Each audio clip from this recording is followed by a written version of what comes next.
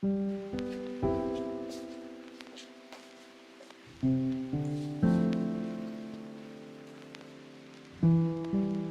à tous et bienvenue dans cette nouvelle vidéo.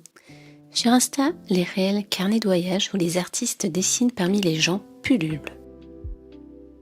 Mais quand on commence un carnet de voyage, doit-on forcément dessiner sur place? Et si je te disais que tu pouvais très bien en commencer un chez toi, tranquillement, assis dans ton bureau? Dans un premier temps, on va parler du dessin d'après photo et de ses avantages.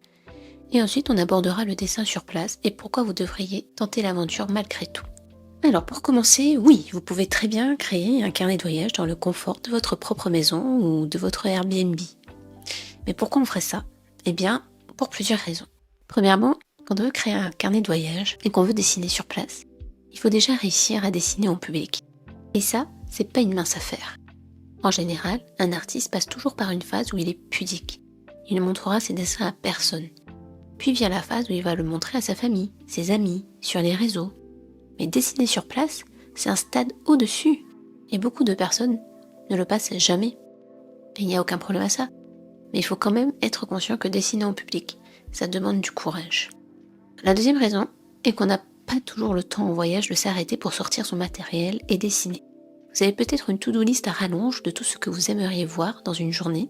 Et vous allez peut-être devoir enchaîner les visites, car avant d'être une artiste, vous êtes un touriste. Après, tout dépend de votre manière de voyager, bien entendu.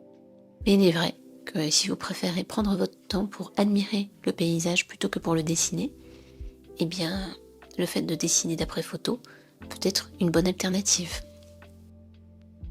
La troisième raison rejoint la précédente. Quand on dessine d'après photo, il n'y a pas la contrainte du temps. Vous pouvez prendre le temps que vous voulez. Vous pouvez très bien croquer rapidement un jour et passer à la couleur le lendemain. Vous êtes libre d'étendre votre création dans le temps. La quatrième raison pour laquelle vous devriez dessiner d'après photo est que la photo ne bougera pas. Imaginez, vous avez vu une femme avec un style incroyable, mais vous avez à peine le temps de sortir votre carnet qu'elle est déjà partie. Avec une photo, vous n'avez pas ce problème. Pareil pour les nuances de lumière, le vent ou une pluie soudaine qui pourrait venir tout ruiner. Vous n'êtes pas soumis aux contraintes du monde externe. La cinquième raison, c'est que vous ne gênez personne quand vous dessinez d'après photo. Dans certains endroits, vous ne pouvez pas rester sur place. Et je m'avance un peu, mais je pense que dans certains endroits, c'est même interdit.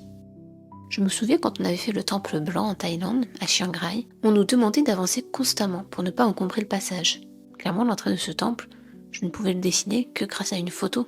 D'ailleurs, ce qui nous amène à la sixième raison, vous n'avez pas toujours la photo. Combien de fois j'ai voulu dessiner quelque chose que je n'avais pas pris en photo? Heureusement, Internet est là. J'ajouterais même, qu'en vous appuyant sur d'autres photos que les vôtres, vous pouvez dessiner votre sujet sous un angle complètement différent. Je pense à cet énorme Bouddha qu'on avait vu à Kanchanaburi. Si je voulais dessiner tout le temple, il m'aurait fallu une image vue de haut, faite par un drone probablement. Mais je n'ai pas de drone, donc c'est là qu'Internet intervient et me sauve la mise. Alors si vous ne vous sentez pas de créer sur place, pas de problème, il n'y a que des solutions. Mais je dois avouer qu'il y a quand même plusieurs avantages à créer sur place. On revient sur cette notion de temps. Dessiner sur place, ça vous permet de dessiner dans un temps limité. Un peu comme quand vous mettez des timers pour faire de la figure. Ça va en fait entraîner votre regard. Ça va vous demander d'être adaptable et efficace. Vous allez devoir capter les volumes, les jeux d'ombre, les lumières, le mouvement. Et c'est un super entraînement. Car plus vous le faites, et plus vous irez vite. Et plus vous le ferez bien. Pour moi, rien de tel que dessiner sur place pour capter toute l'ambiance et l'énergie d'un lieu. Car comme je le dis toujours, vous êtes pleinement présent. C'est comme une méditation. Tous vos 5 sens sont en éveil. Vous vivez l'instant et percevez une énergie que vous ne retrouverez pas toujours avec une photo. C'est votre souvenir du moment. Et ce simple croquis deviendra un souvenir précieux. J'aime bien comparer cette pratique à une image mentale. Quand on revoit son dessin, nos 5 sens qui ont été sollicités durant la pratique se réveillent de nouveau et vous revivez la scène pleinement. Je ne sais pas si vous voyez ce que je veux dire. On va passer au dernier point. Dessiner sur place, ça permet aussi de lâcher prise. Lâcher prise sur le regard que les gens peuvent porter sur vous, mais aussi sur votre technique de dessin. Dites-vous bien que votre dessin ne sera jamais comme vous l'avez imaginé, car à travers cet exercice d'observation, vous allez devoir simplifier et aller à l'essentiel. Le but n'est clairement pas la minutie.